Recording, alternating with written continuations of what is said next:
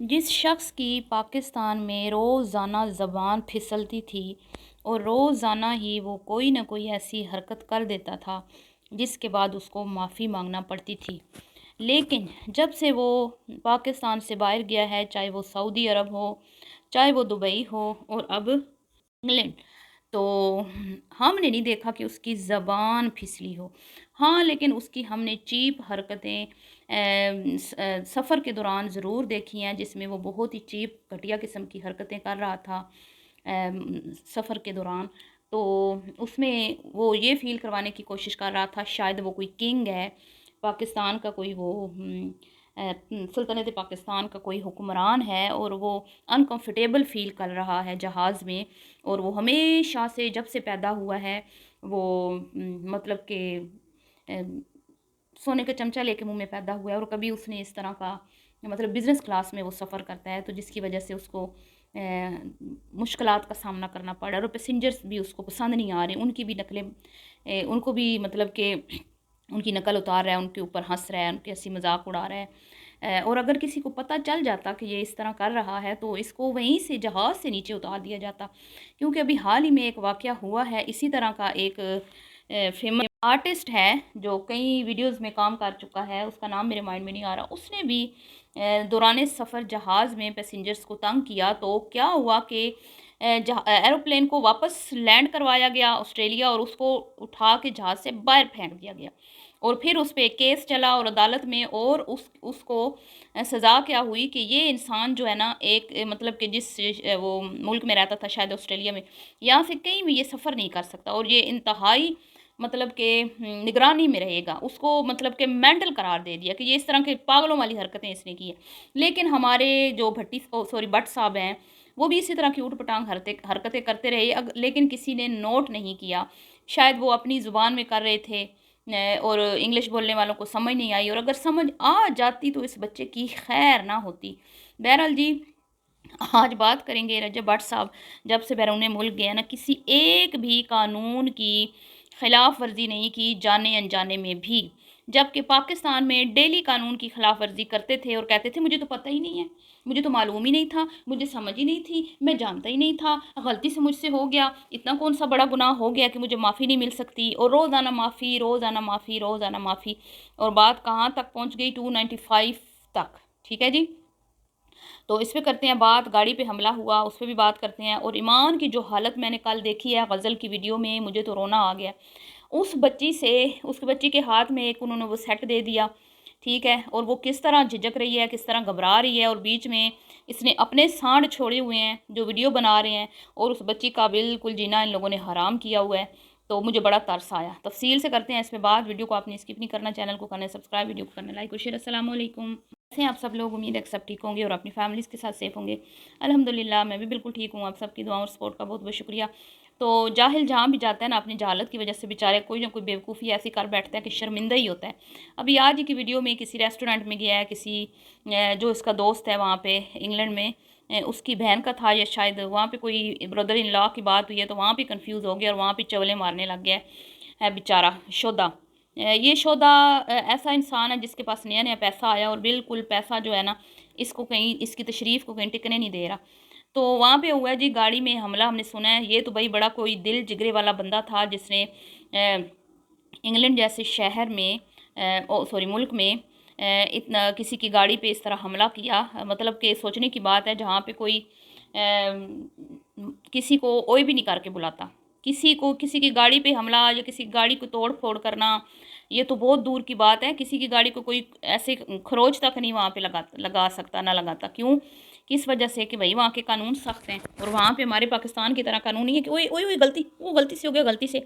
तो वहाँ गलती से भी अगर गलती हो जाती है तो सज़ा वही मिलती है जो उस गलती की होती है। वहाँ पे ये नहीं देखा जाता कि भाई गलती से गलती हुई है तो चलो जी कोई बात नहीं, मिस्टेक होगी बेचारे से। ना ना ना ना, बेशक गलती से भी आपसे हुई हो गई ना, कोई किसी कानून की खिलाफ वर्जी और आपने कुछ ऐसी हरकत कर दी तो आपको सज़ा पूरी पूरी मिलेगी। लेकिन वो पता नहीं मर्द मुजाहिद कौन था, कौन वो दलेर बंदा था जिसने इसको वार्निंग दी है कि तुम अगर पाक मुल्क दुनिया के किसी भी मुल्क में चले जाओ, लेकिन जो तुमने 295 सी का मजाक उड़ाया और जिसको तुम कहते हो कि मुझसे गलती हो गई है, तो तुम मतलब इशारा ही दिया ना कि भाई यहाँ भी बैठे हैं आशिक रसूल, हर जगह पे बैठे हैं दुनिया के। तुम कहीं भी मुल्क छोड़ के भाग जाओ तो तुम ये मत समझना कि दुनिया के किसी कोने में आशिक रसूल नहीं बैठे और तुम सेफ़ हो।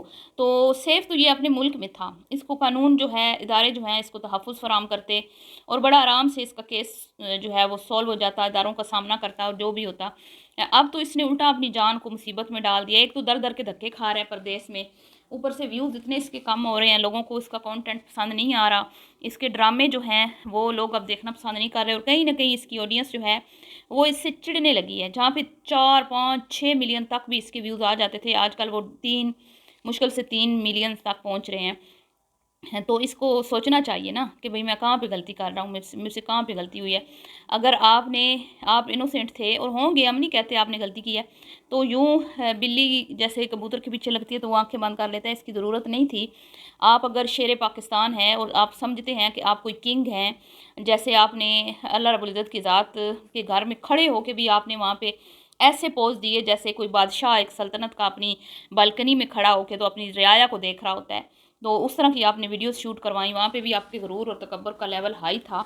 तो आप भागे क्यों फिर? इतने आप दलेर हैं तो आपको ज़रूरत क्या थी भागने की?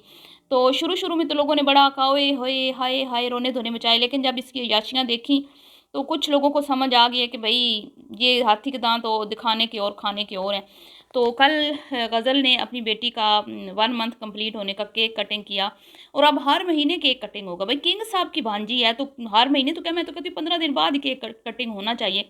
आखिर नए-नए पैसा आया, दुनिया को पता तो चले ना पैसा आ रहे हैं।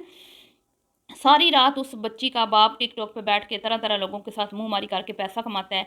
उस बच्ची की माँ जो है वो सोशल मीडिया पे खुद को एक्सपोज़ करके दिखा के पैसा कमाती है। तो हर 15 दिन बाद तो फिर वो केक तो कटेगा ना, पैसा जो वाफ़िर आ रहा है, कहीं तो खर्च करना है। और ईमान की हालत देख के तो तरस आ रहा था जी, वो सास के साथ गई है और जो गिफ्ट दे रही है मामू की तरफ से मामी, वो उसको पकड़ा, मतलब उसको पकड़ने की भी इजाज़त नहीं है। वो नाम उसका जी मामी दे रही है, मामू दे रहा है, लेकिन अम्मा जी खुद आगे बढ़-बढ़ के, और वो दूसरा जो उसका दोस्त है शादी सांड जो है वो वहाँ पे रजब का रोल प्ले कर रहा था और गज़ल के तो मुँह में से ज़ुबान ही मेरे ख़्याल में तो उसकी बंद हो गई है। क्योंकि अभी कुछ दिन पहले ही जवाद ने गज़ल के भाई की बहुत ज़्यादा इंसल्ट की, बहुत ज़्यादा। उसने बच्चे ने कुछ कह दिया था, वल्लाह आलम क्या कहा, तो ये तो गर्म हो गया और उसने कहा निकालो गाड़ी में, अभी इसको सेट करके आता हूँ। जिसके बाद गज़ल काफ़ी डरी-डरी, सहमी-सहमी लग रही थी क्योंकि भई लड़की वाले तो मजबूर होते हैं, वो बेचारे क्या करें। यहाँ तो भाई रजब के घर का दामाद है, तो इसका तो बहुत वज़न है ना, इसकी तो फिर ज़ाहिर बात है अलग ही बात है, ये तो उस घर की बेटी का शौहर है, लेकिन जो बहू का भाई है उसकी क्या वैल्यू, उसकी क्या इनकी नज़रों में इज़्ज़त, क्या रिस्पेक्ट। तो वो बच्ची उजड़े हुए जैसे चमन होता है, मुरझाया हुआ फूल, ऐसे बेचारी मुरझाई हुई शक्ल लेके वहाँ पे गई है और एक गोल्ड का सेट दिया है, गोल्ड का सेट हल्का-सा था और वो देख के ना ऐसे गज़ल का मुँह उतर गया है, जैसे कि भई वो सोच रही थी कि मुझे कोई बहुत बड़ा कोई सोने का सेट मिलेगा या मुझे कोई गाड़ी गिफ्ट में दे देगा भाई, क्योंकि ये कुछ दिन पहले रजब जब यहाँ था शायद जाने से कुछ 1 दिन पहले जिस दिन ये इनके घर गई थी, तो इसके फेस के ऊपर ऐसे निशान था। तो इसने कहा मुझे जवाद ने मारा है। तो रजब ने इसकी बात को ऐसे टाल दिया, ओह नहीं, नहीं मेरा भाई जवाद ऐसा नहीं है। वो अभी तक भी उसकी गाल पे आप देखें तो निशान है, ठीक है? उस दिन वो गाड़ी का नाम ले रही थी और उस दिन ले रही थी या पहले ले रही थी, बहरहाल किसी वीडियो में वो अपनी में गाड़ी, तो उसको लगता था कि शायद मेरा भाई मुझे डाला निकलवा के दे देगा। वैसे तो जितनी गाड़ियाँ खड़ी हैं तुम लोग ही यूज़ कर रहे हो, वो तो यहाँ है नहीं, बीवी को इजाज़त नहीं है, बीवी बेचारी सारा मैके पड़ी रहती है।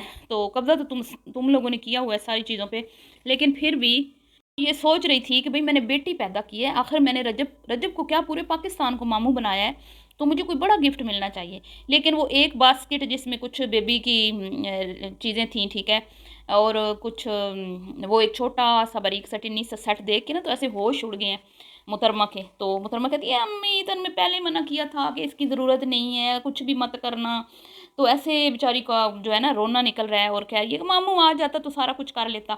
हाँ, मामू आएगा, मामू तो पूरा पाकिस्तान खरीद के दे देगा उसको, हैं? मामू ने पैसा कमा लिया है, मामू के पास कोई दौलत की कमी है, पाकिस्तान का अंबानी बन गया है वो, तो वो तो दुनिया खरीद के दे देगा, पाकिस्तान तो क्या पूरी दुनिया खरीद के दे देगा, आए तो आखिर रजब की भांजी है, हैं? तो ये मामलात हैं जी। और जब से वो यहाँ से गया है ना, गलती से भी किसी कानून की उसने खिलाफ वर्जी नहीं की है। मतलब कि एक दिन वो लाइव बैठा था, ऊंचा बोला है, तो सऊदी अरब में जब था वो, फिर उसके बाद शायद दुबई था या सऊदी अरब था, तो वहाँ उसने जब लाइव में बक बक की है ना, जैसे ये करते हैं, तो हर जगह पे समझते हैं जाहिल के भाई हम जैसे मर्जी बोल लें, कोई हमें पूछने वाला नहीं है ये।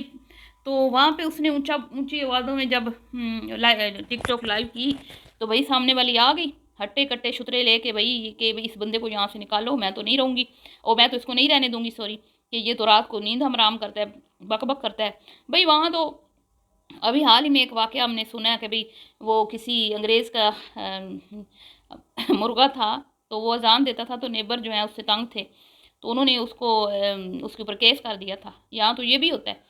तो ये कोई पाकिस्तान तो नहीं है कि तुम जो मर्ज़ी करते रहो जहाँ बैठ के। तो वहाँ पर ये सही सेट हुआ है जी, और वहाँ पे भी इस अल्लाह माफ़ करे, अल्लाह इसकी हिफाजत फरमाए, इसकी गाड़ी पे हमला हो गया है। और हर जगह पे आशिक रसूल बैठे होते हैं गुस्से में पागल। तो मैं तो ये कहूँगी कि कानून जब तक है तो कानून के मुताबिक ही सारे फैसले होने चाहिए, और यूँ भागने भगाने से कुछ नहीं होता। ये समझ रहा है कि शायद मैं दुनिया के किसी दूसरे कोने में चला जाऊँगा तो मैं मुझे कोई कुछ नहीं कहेगा, ऐसा नहीं है। इससे कोई फ़ायदा नहीं है। पाकिस्तान में जितना वो सेफ़ था, शायद वहाँ बाहर कंट्रीज़ में भी वो इतना सेफ़ ना हो। तो अल्लाह इसकी हिफाजत फरमाए। लेकिन भाई उसके शौक़ सारे पूरे हो रहे हैं। गया वो यहाँ से अपनी तरफ से भाग गया है, लेकिन जितना वो वहाँ पे मज़े में है, जितना वो वहाँ पे शशके और उसकी जो टोरे हैं, आप वो देखें तो वो देख के तो लगता ही नहीं है कि वो यहाँ से भागा हुआ है। वो तो देख के ऐसे लगता है जैसे वो सल्तनत पाकिस्तान को फ़तह करके, मुसलमानों का, पाकिस्तान का झंडा लहरा के अब आगे सरज़मीन जो है वो फ़तह करने गया है। गरूर उसके अंदर इतना है जी। तो बहरहाल जी, देखते हैं अब आगे क्या होता है। मिलते हैं नेक्स्ट वीडियो में। दुआओं में आपने याद रखना, और वीडियो पसंद आई तो लाइक शेयर कीजिएगा। दुआओं में रखिएगा याद। अल्लाह हाफ़िज़।